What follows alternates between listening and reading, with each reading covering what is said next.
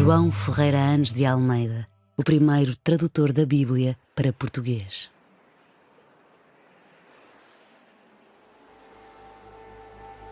O livro mais difundido de todos os tempos é, sem nenhuma dúvida, a Bíblia. E também na língua portuguesa, o livro que circulou com o maior número de exemplares é a tradução em português da Bíblia. Eu tenho na mão uma edição recente da primeira tradução portuguesa da Bíblia. Toda a gente conhece o início do Gênesis, no princípio criou Deus o céu e a terra, mas esta formulação a que nos habituamos foi pela primeira vez escrita em português. Quando é que foi pela primeira vez escrita na língua nacional? A resposta está aqui. Este é o autor. O autor é João Ferreira Anes de Almeida. E apareceu no ano de 1681, tendo sido impressa em Amsterdão. No conjunto de várias edições do Novo Testamento e do Antigo Testamento, calcula-se que tenham existido em circulação 200 milhões de cópias. Não há, nem de perto nem de longe, nenhum livro em português que tenha tido em várias edições tenha atingido este número. João Ferreira Anes de Almeida é uma figura envolta em mistério, pois poucos são os seus dados biográficos realmente comprovados. À sua época, a Bíblia tinha já percorrido um extenso caminho, uma vez que a palavra de Deus foi sendo escrita ao longo de vários séculos e compilada quer no Antigo Testamento, quer através da nova aliança estabelecida com os homens por intermédio de Jesus Cristo no Novo Testamento. Na Europa contemporânea de Almeida, a nobreza e o clero tinham acesso privilegiado à palavra divina, muito embora, até então, praticamente sem expressão em língua portuguesa. A Biblioteca Geral da Universidade de Coimbra possui um acervo bíblico bastante representativo dos períodos anteriores à tradução realizada por Almeida. Encontramos-nos aqui na Sala de São Pedro, onde vou mostrar algumas Bíblias preciosas que a biblioteca possui. Começaria por esta grande Bíblia, que por essa razão, das suas dimensões, é chamada Atlântica. Atlântica não porque tenha qualquer relação com o Oceano Atlântico, mas porque, dadas as suas grandes dimensões, é um objeto que tinha que ser transportado por um Atlante, aquela figura mítica que transportava às costas o peso da terra. E, portanto, as Bíblias mais antigas eram objetos, evidentemente, manuscritos, objetos únicos que existiam também, não só para fixar o texto, mas também para encantar quem pudesse olhar para elas como objetos. Estamos a falar do século XII, quando não era frequente as pessoas estarem rodeadas de imagens, quando não tinham muito acesso a ilustrações, exceto nas igrejas, e era exatamente onde estes objetos que forneciam alguma ilustração visual dos textos sagrados, que era exatamente nesses locais que estes objetos eram mostrados, e eram mostrados como objetos, eram realmente usufruídos pelos fiéis. Daí a razão de terem estas ilustrações. Claro, estamos a falar em ilustrações muito simples, estamos a falar numa época da arte ainda chamada românica. Além das cores que são usadas nestas iluminuras, é usado naturalmente o ouro, a folha de ouro, e é também usada a folha de prata, o que veio a ser abandonado pelo facto de, mesmo conseguindo esse esforço de produzir folha de prata capaz de ser aplicada numa iluminura, ela envelhecia mal. Tenho aqui este grande objeto, mas é apenas um de 4 volumes. Para conseguir acomodar todo o texto bíblico, estamos a falar de uma letra carolina, de uma letra relativamente larga, com poucas abreviaturas e que, portanto, exigia muitas folhas para ser completamente escrito.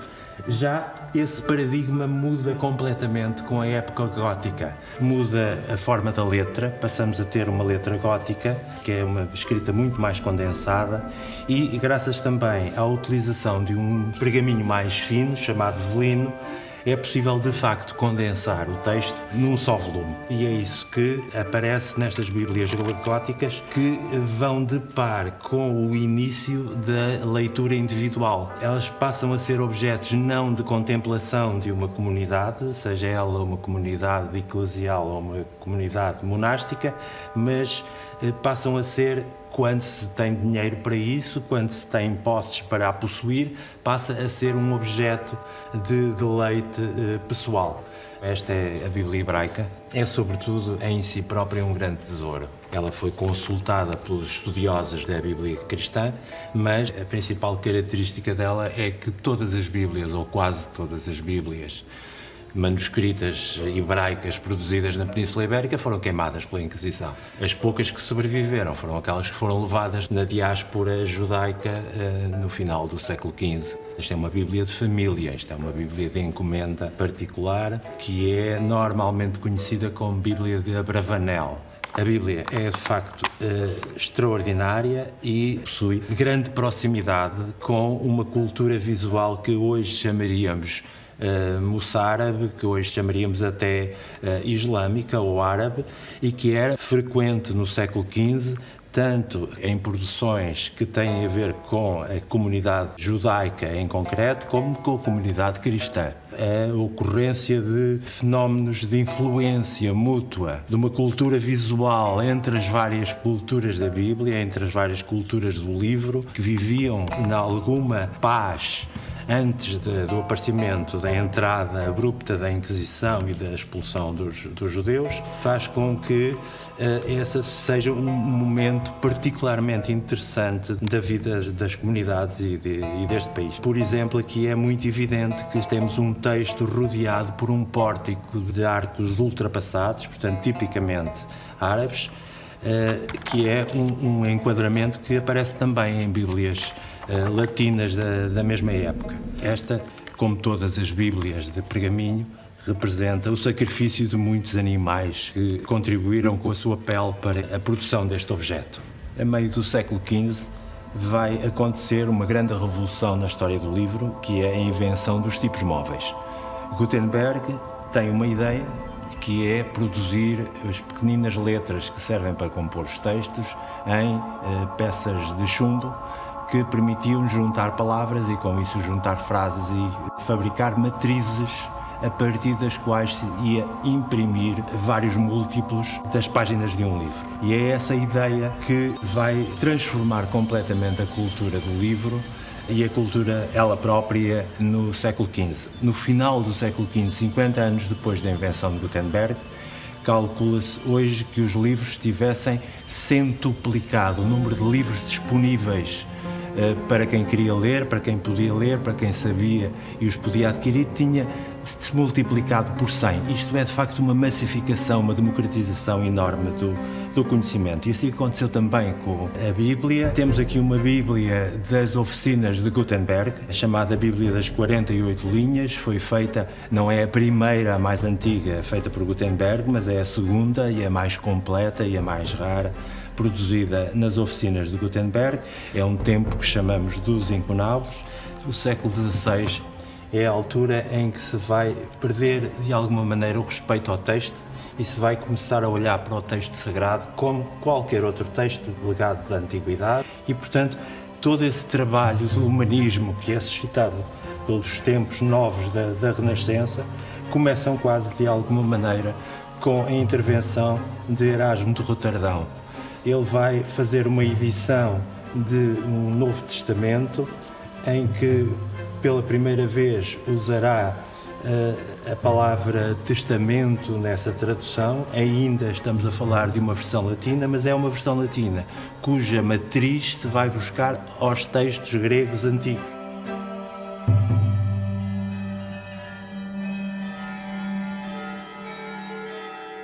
No século XVI, com o humanismo, surge uma nova abordagem estudiosa ao texto bíblico. São comparadas versões em diversos idiomas e postas lado a lado nas Bíblias poliglotas. Na preciosa coleção do Palácio de Mafra, encontramos alguns exemplares deste tipo. Na literatura religiosa, eu destaco, como não podia deixar de ser, a nossa coleção de Bíblias. Esta biblioteca é criada por uma bula do Bento XIV de 1721, onde ele diz uma coisa curiosa, é que esta biblioteca está autorizada a ter livros proibidos, e isso faz com que tenhamos as Bíblias do Lutero, por exemplo, E depois todo um conjunto de Bíblias traduzidas que normalmente eram proibidas porque as Bíblias tinham de ser interpretadas. Ora, nós temos na coleção de Bíblias que já referi a primeira Bíblia poliglota, a famosa Bíblia do Cardeal Cisneros, que começou a editar-se em 1514 e que teve uma importância crucial para o desenvolvimento do conhecimento, da crítica textual. Porquê? Porque essa Bíblia ia ao encontro das necessidades dos judeus com o hebraico, dos cristãos com o latim e dos ortodoxos com o grego. Há aqui a preocupação na fixação de textos. Ora, para que essa Bíblia se fizesse, o Cardeal Cisneros contou com o apoio importante da Isabela Católica e com essas verbas, com esses apoios, conseguiu reunir filólogos, especialistas de latim, especialistas de grego, especialistas de hebraico, para conseguir fixar um texto que seria referencial a partir da sua edição. De forma colateral, há que referir também o livro de Horas, reflexo de uma nova forma de pensamento da sociedade medieval. Surgido no século XIV, permitia ao seu leitor desenvolver o exercício da piedade na intimidade do lar, com uma leitura potenciada pela visualização da imagem sagrada. Diversos pequenos excertos da Bíblia foram traduzidos para português até ao século XVII, por iniciativa de Dom Dinis, Dom João I, Infanta Dona Filipa, Dona Leonor e Frei Bernardo de Alcobaça. Em 1628, viria então a nascer João Ferreira Anes de Almeida, o primeiro tradutor do livro sagrado para a língua portuguesa.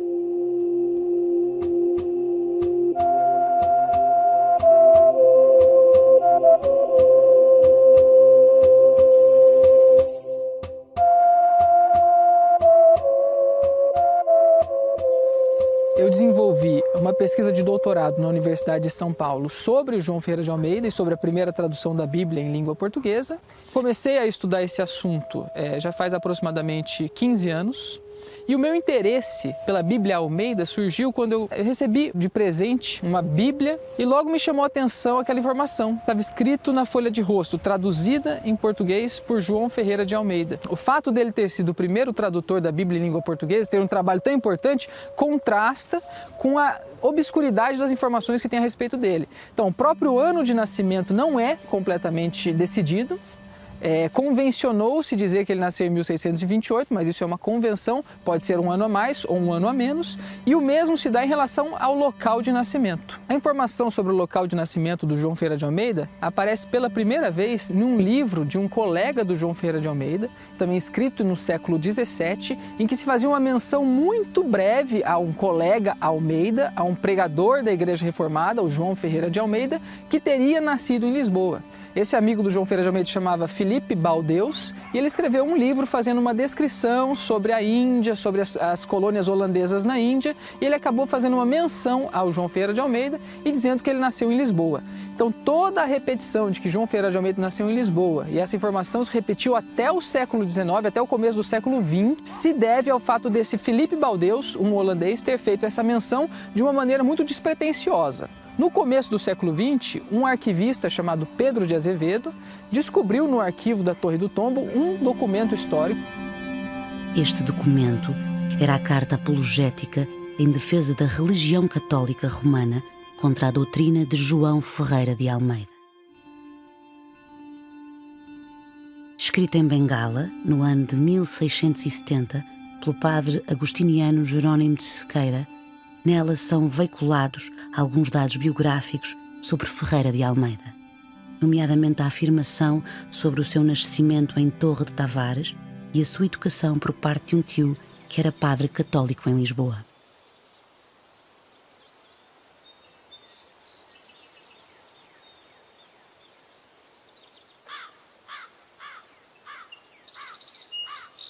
Havia um pequeno rugido deste homem já por várias pessoas. Mas ninguém acreditava quem era o João Ferreira Almeida, quem não era, como era isto tudo. Em 1981 passou por aqui um senhor português, que é de Mangualde, que já estava no Brasil há 50 anos. E ele contou-nos a história, embora que a gente já soubesse qualquer coisa da vida deste homem. Mas contou-nos a história do que se passou, não foi história, foi realidade. Ele dizia que era bom haver aqui juntar-se aqui umas pessoas e prestar aqui uma homenagem a este homem.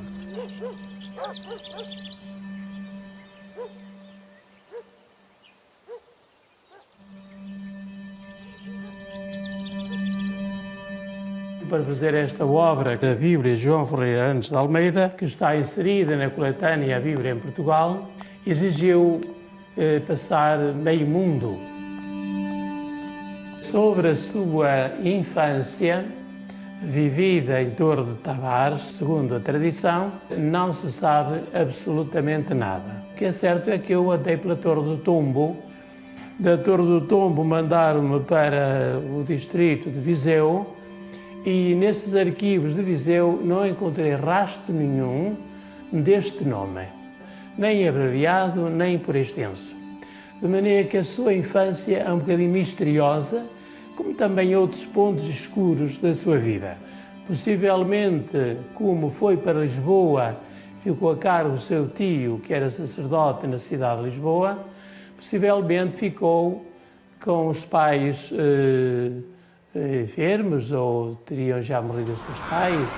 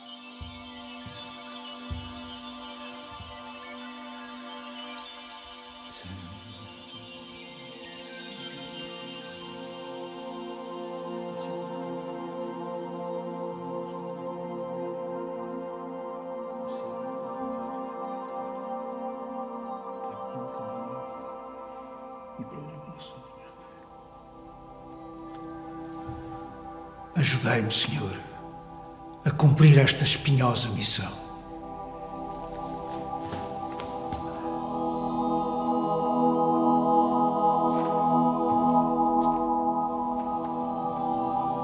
Ele, naturalmente, sendo calvinista, recebeu também a educação de criança em Lisboa, com um tio padre, o seu tio era padre em Lisboa, e deu-lhe certamente algumas regras básicas de gramática portuguesa, de latim. Na altura estudava-se já um pouco de latim, nessa idade, e, portanto, Almeida partiu para o Oriente com algumas bases para poder ser o grande tradutor da Bíblia.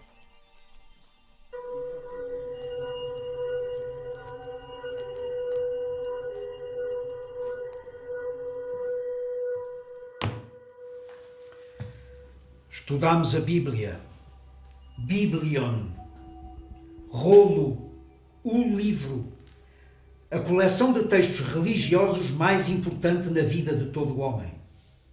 A palavra de Deus, mas não só. Analisamos também Virgílio, Homero, Platão e Camões, a nossa língua, as bases do castelhano, do latim e do hebraico. Estás agora em condições para perceber melhor as nuances de um poema épico como os Lusíadas, na sua tradução para castelhano. Tenta criar as analogias para o português. Eu sei que conheces bem o canto primeiro.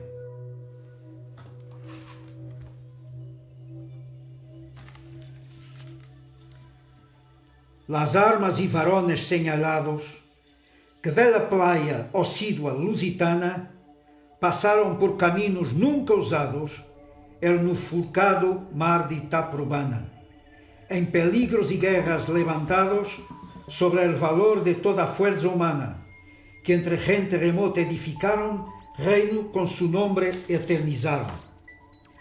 Las memorias de príncipes gloriosas que la fe santa y su poder mostrado fueron con sus empresas milagrosas las tierras de Asia y Libia conquistado. Y aquellos que con obras azanosas de la muerte se fueron libertando, mi verso cantará por cualquier parte, si a tanto me ayudara engenio e arte. Nunca te esqueças, pequeno João. Tens de respeitar as leis da Igreja Católica, que nos conduzem no caminho de Deus. Mas para que esse caminho se faça com luz, sem sobressaltos ou tentações, a Igreja Católica decidiu proibir todas as obras de autores demoníacos, energúmenos. És obrigado a proscrever todos os títulos e autores hereges inscritos no Index Librorum Prohibitorum. O Rocio e o Terreiro do Paço estão cheios de almas perdidas que não aceitaram as recomendações fraternas da Igreja.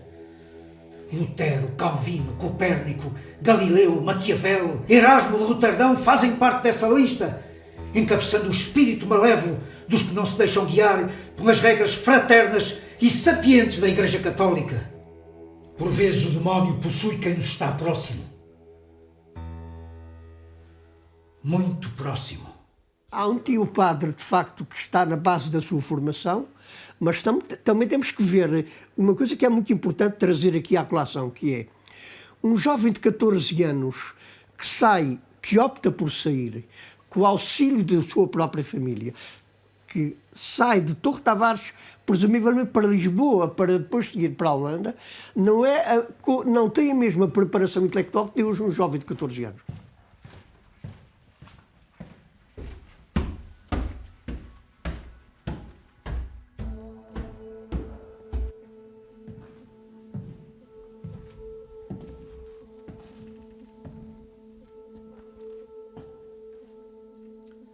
São Jerónimo, o santo tradutor da Vulgata. Não o podes confundir com São Jerónimo Emiliano, padroeiro de Veneza, de Trevino e dos órfãos. Como se converteu quando estava preso, é representado com uma cadeia na mão. São Jerónimo é um dos 4 grandes doutores da Igreja Latina. Nasceu perto de Veneza, estudou em Roma e tornou-se poliglota, dominando o latim, o grego e o hebraico. Batizou-se aos 19 anos, mas peregrinou até à Terra Santa e fez vida de ermita no deserto da Síria, o que prova que nunca é tarde para se seguir os caminhos de Deus. E a pedido do Papa Dámaso I, inicia a tradução da Bíblia para latim, aquela a que chamamos Vulgata. A abreviatura de Vulgata é Editio, ou Vulgata Lexio, ou Vulgata Versio, a versão em latim cotidiano. É desde o Concílio de Trento a Bíblia oficial da Igreja. João, é considerado um ato de heresia, punido pelo Tribunal do Santo Ofício, possuir ou ler a Bíblia em vernáculo. A Vulgata é a Bíblia oficial da Igreja. A sua iconografia assume 3 vertentes. São Jerónimo anacoreta, no deserto, seminu, de joelhos diante de um crucifixo, com um crânio e uma ampulheta. Com uma pedra, bate no peito para se penitenciar. Ou São Jerónimo, doutor da Igreja, revestido de púrpuras cardinalícias, associado aos outros 3 doutores da Igreja.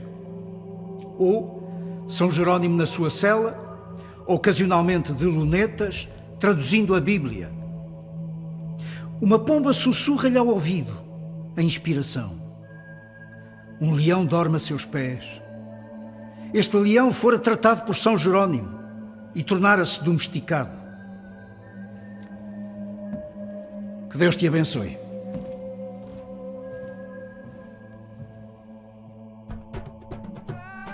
Após séculos de tolerância religiosa na Península Ibérica, os judeus sofreram inúmeras perseguições, tanto em Espanha como em Portugal, quer por iniciativa régia, quer por parte da população. Este processo conheceu várias facetas, de avanços e recuos, pois a comunidade judaica possuía um grande peso económico em Portugal. Filhos foram retirados aos pais, adultos foram forçados à conversão em cristãos novos, expulsos do país ou mesmo queimados em fogueiras. Com a implantação da Inquisição em território nacional ocorrida no reinado de Dom João III, estas perseguições estenderam-se mesmo aos recém-convertidos ao cristianismo, tendo milhares de judeus fugido em diáspora para o Norte de África, Médio Oriente e outros países da Europa, como a Holanda. Em Amsterdão, a sinagoga portuguesa albergava uma enorme comunidade de fiéis. Eu estudo Ferreira de Almeida ininterruptamente há cerca de 35 anos. Há 4 teorias que estão mais consolidadas. Uma delas é, curiosamente, a teoria judaica. Eu cheguei a pôr num texto que preparei para a Studia Rosa Italiana de Amsterdão, cheguei a pôr essa premissa, porque, como sabem, eu sou quem editou, naturalmente, a História dos Judeus em Amsterdão, a História dos Judeus Portugueses em Amsterdão. Apesar de que o livro não é meu, eu sou apenas o editor a partir de um scholar holandês. E quando eu editei essa edição, História dos Judeus Portugueses em Amsterdão, eu tive várias reuniões na Holanda, inclusivamente na Studia Rosa Italiana, e uma das 4 teses que estava em cima da mesa era, de facto, o João Ferreira de Almeida solidário com o ideário judaico daquele que procura a paz e aquele que procura até ser fiel à sua coerência. À coerência judaica, à coerência da sua ideologia religiosa. Eu creio que essa teoria tem pernas para andar, embora também gostaria de dizer que não é uma única teoria. Ela coabita com outras teorias. Ele se encontra em 1642, nesse trajeto marítimo de Batávia a Malaca, no Sudeste Asiático, mas permanece esse mistério. Como que ele foi para lá? O que ele estava fazendo lá? Quem o levou? Ele veio já da Holanda? Ele veio de Portugal? Essa informação ela não está clara.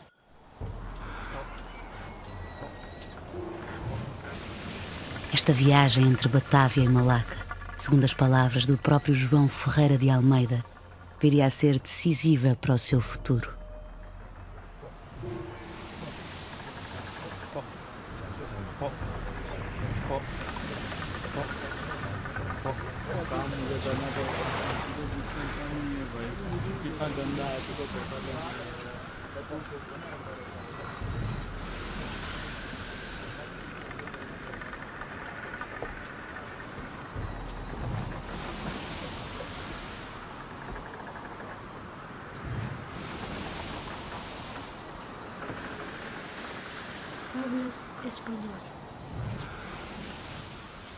Por algunas antítesis se declara diferencia y contrariedad que hay entre la doctrina antigua de Dios, contida na Sagrada Escritura e ensinada nas igrejas reformadas, e a doutrina nova dos homens, ensinada e mantida na Igreja Romana e Papística. A doutrina antiga de Deus, que conforme à Sagrada Escritura, segue a Igreja Reformada. Nos ensina que a mesma Escritura Sagrada, por ser a palavra de Deus divinamente inspirada, tem de si mesma bastantíssima autoridade e contém suficientissimamente em si toda a doutrina necessária para o culto e serviço de Deus. Este livro descreve as diferenças entre a Igreja Católica Romana e a Igreja Reformada segundo a perspectiva protestante. Numa crítica declarada à Igreja de Roma, acusa o Papa e as suas políticas como sendo prejudiciais aos fiéis. Almeida viria mesmo a traduzi-lo para português, intitulando-o Diferença da Cristandade.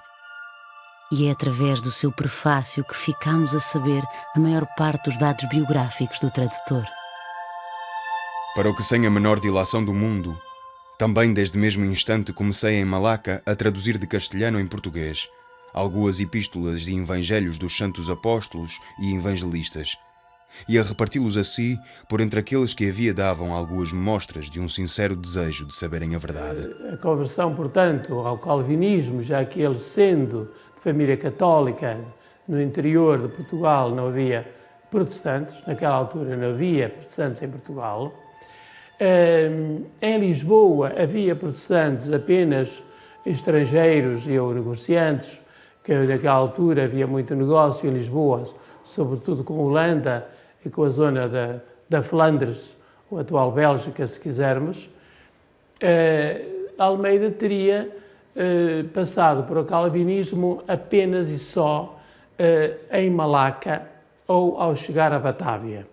Ora, essas duas versões da sua conversão ao calvinismo podia ser a leitura daquele famoso folheto da diferença da cristandade, um folheto espanhol, que ele de facto leu com muita atenção e parece que aquele folheto lido levou a aceitar o calvinismo dos holandeses. João Ferreira de Almeida, ao partir para a Holanda, ao entrar no ideário do protestantismo, ao sair da Holanda para as Províncias Unidas para Batávia, estava numa viagem sem regresso. Era um homem, por assim dizer, quase proscrito. Até 1641, Malaca, na atual Malásia, era uma colônia portuguesa. Em 1641, os holandeses conquistam essa praça, essa possessão portuguesa, e aquilo se torna uma colônia holandesa. Então, em 1642, João Ferreira de Almeida ele se muda para Malaca. Em 1642, o João Ferreira de Almeida ele vai a Malaca, que é então uma recém-conquistada colônia holandesa no Oriente. Essa é a informação que temos.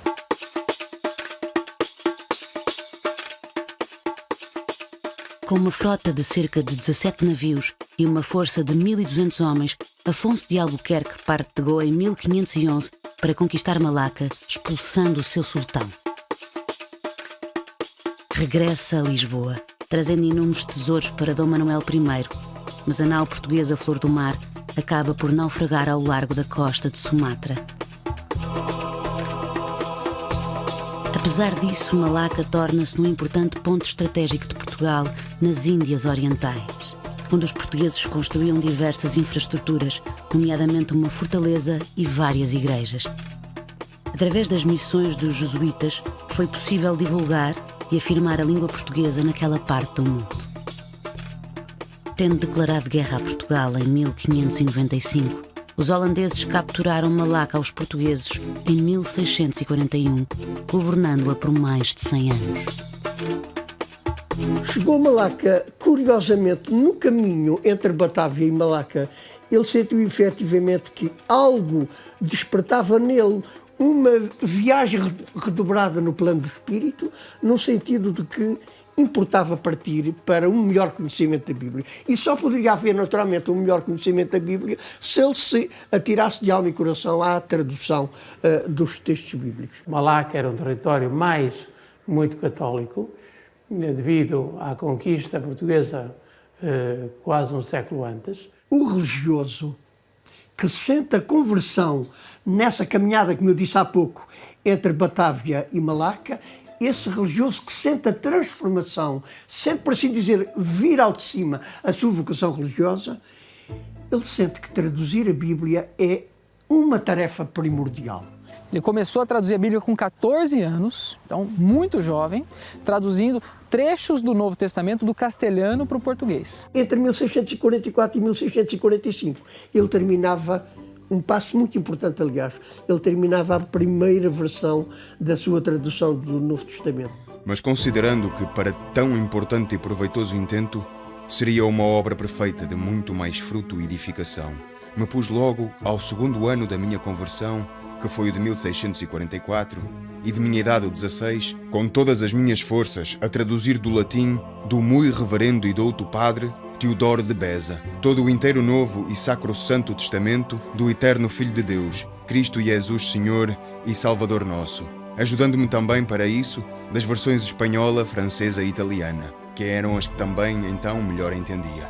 Porém, vendo que por aqui pouco ou nada aproveitava para tão depressa avançar e conseguir o fim que com tanto fervor e ânsia pretendia, me resolvi finalmente comunicar à minha nação, em sua própria língua, como também a todas as demais que outra não entendem.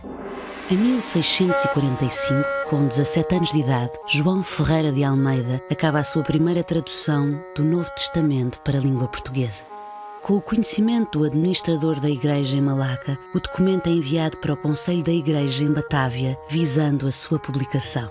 Esta iniciativa não é recebida com grande interesse por parte da entidade máxima da Igreja Reformada Holandesa nas Índias Orientais e a tradução acaba mesmo por desaparecer.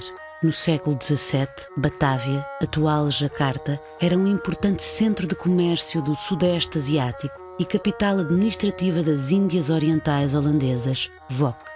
Almeida muda-se para esta cidade em 1651, possivelmente para poder usufruir do seminário calvinista, quer pela natureza do seu acervo bibliográfico, quer pelo possível ensinamento da língua grega, podendo assim chegar mais próximo do seu principal objetivo, a tradução da Bíblia.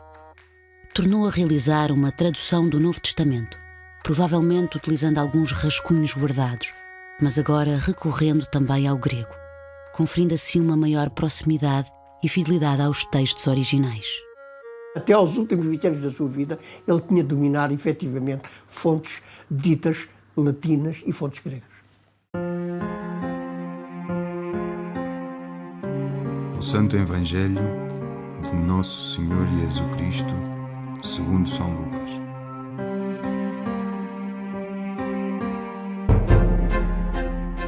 Havendo muitos empreendido pôr em ordem a relação das coisas, que entre nós tiveram sua inteira certeza. Como entregue nos foi dos que desde o princípio as viram e foram ministros da palavra.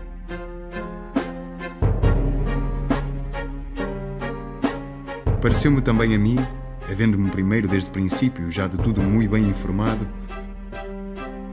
escrevo-te por ordem a ti, ó excelentíssimo Teófilo, para que conheças a certeza das coisas de que já estás informado. Houve os dias de Herodes, rei de Judea, um sacerdote chamado Zacarias, da ordem de Abias, e sua mulher, das filhas de Aaron, chamada Elizabeth.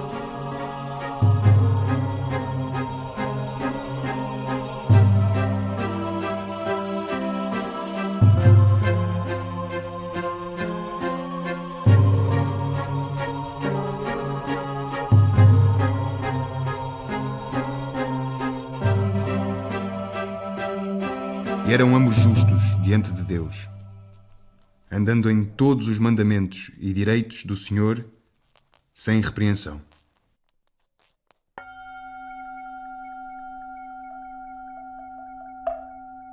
Apesar da desconfiança sentida pelos holandeses por ser de nacionalidade inimiga, Ferreira de Almeida é pastor calvinista ao serviço da Igreja Reformada Holandesa, pregando o Evangelho e visitando doentes e escravos.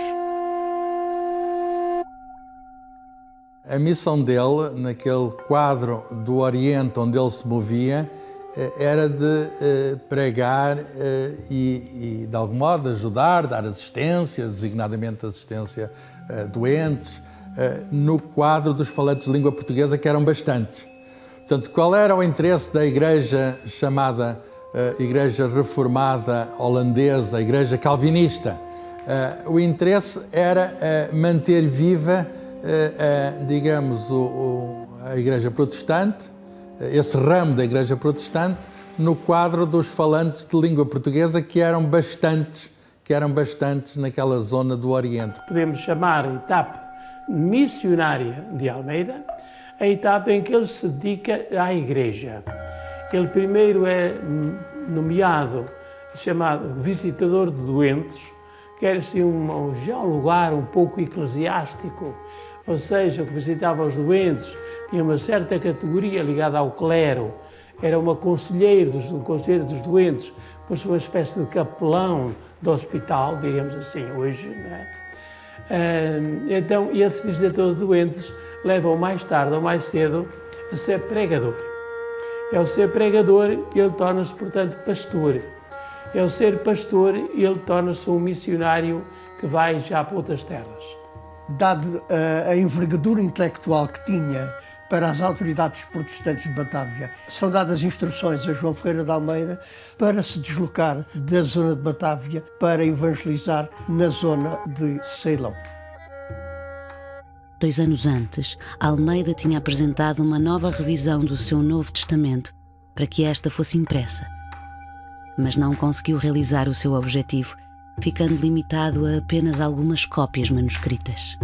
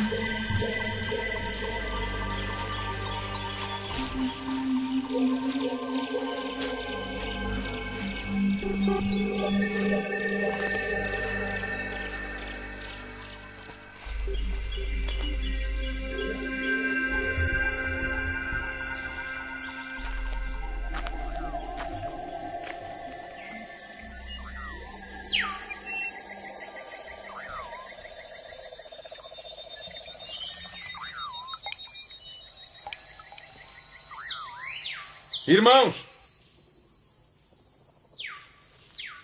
Somos todos irmãos perante Deus, mas convosco partilho também a compreensão da língua portuguesa.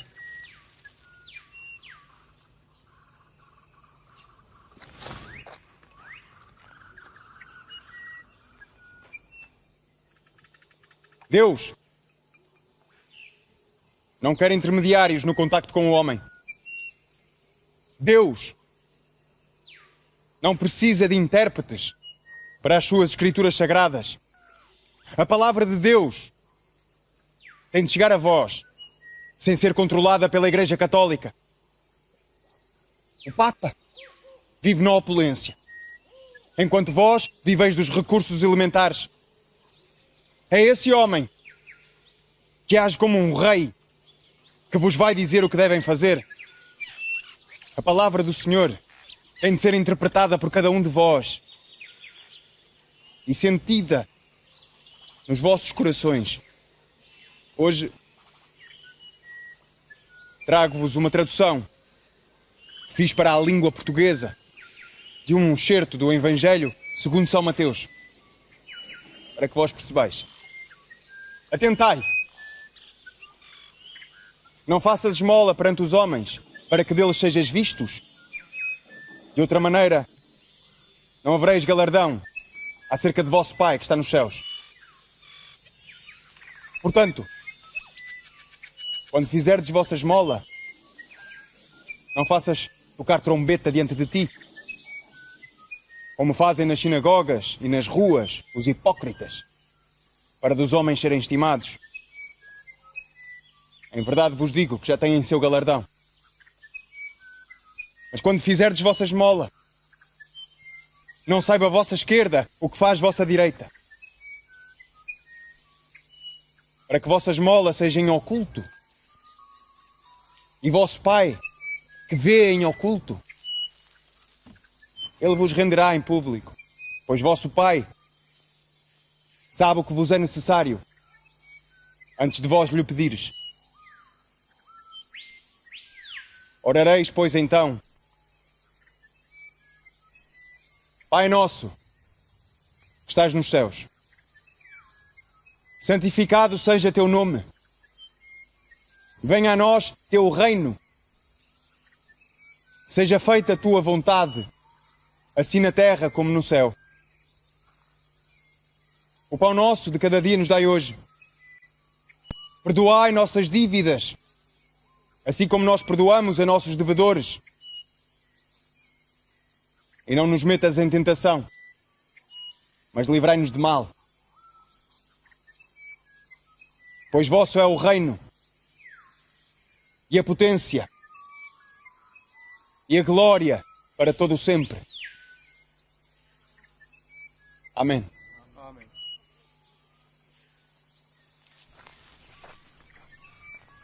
São poucas. Quando acabares de ler, partilha com os teus amigos.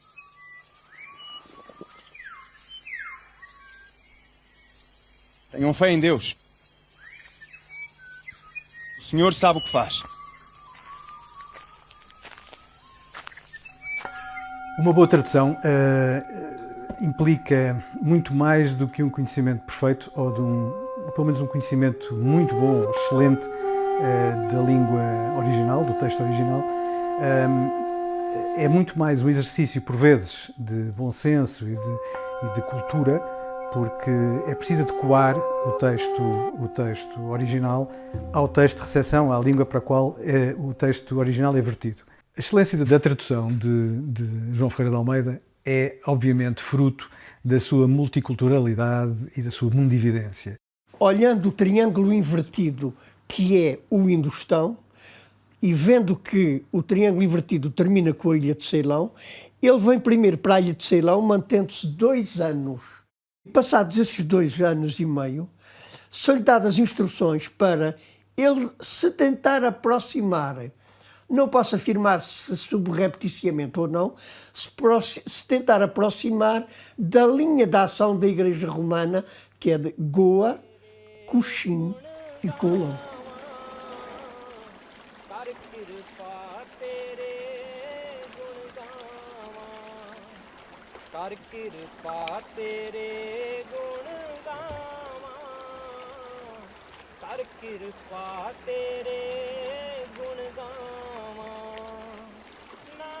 Aconteceu que, estando ele junto ao lago de Genezaré, se derribavam as companhias sobre ele por ouvirem palavra de Deus.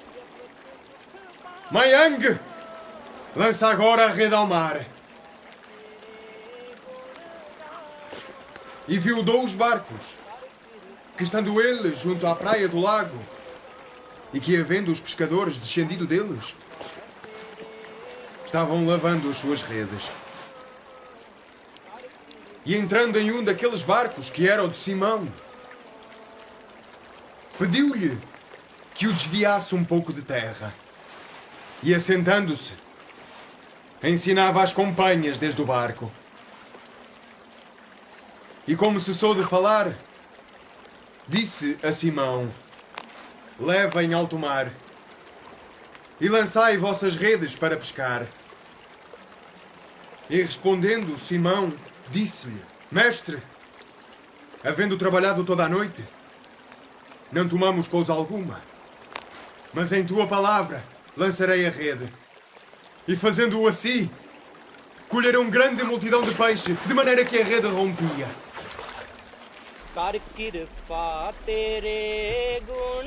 Lucas, capítulo 5, versículos 1 a 6.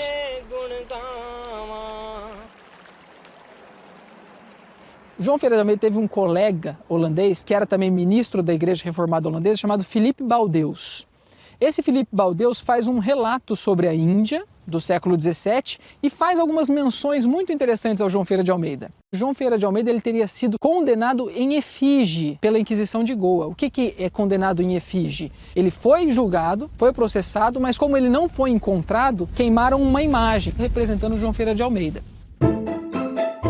João Ferreira Anes de Almeida regressa à Batávia e vê finalmente a sua tradução do Novo Testamento impressa na Holanda em 1681. Mas o seu trabalho tinha sido revisto em Amsterdão por holandeses pouco familiarizados com as nuances da língua portuguesa, e quando Almeida recebe os exemplares, detecta cerca de 1000 erros no seu texto. Então o tradutor pede a destruição dos milhares de livros impressos, guardando apenas 50. Um desses volumes, corrigido à mão pelo pastor calvinista, encontra-se na Biblioteca Nacional em Lisboa.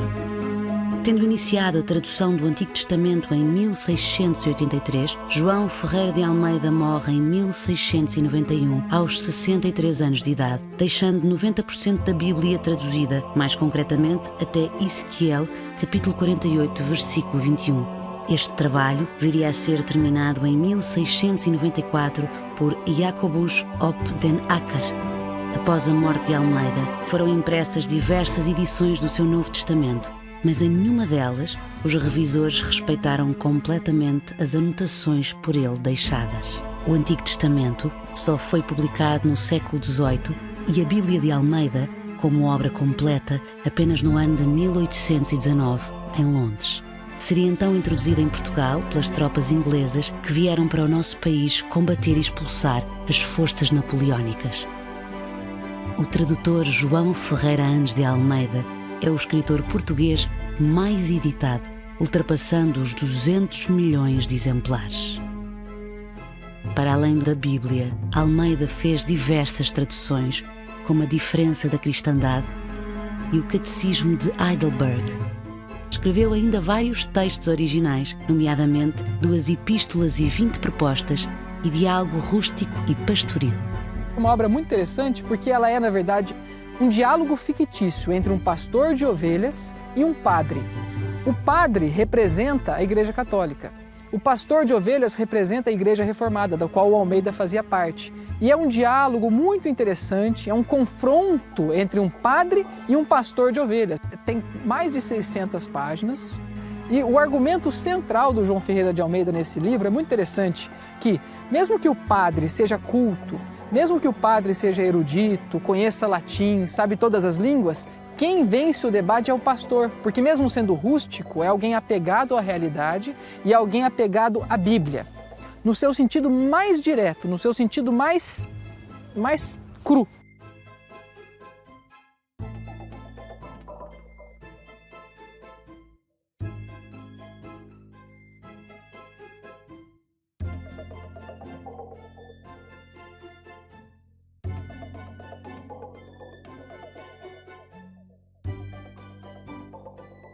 João Ferreira Anes de Almeida, o primeiro tradutor da Bíblia para português.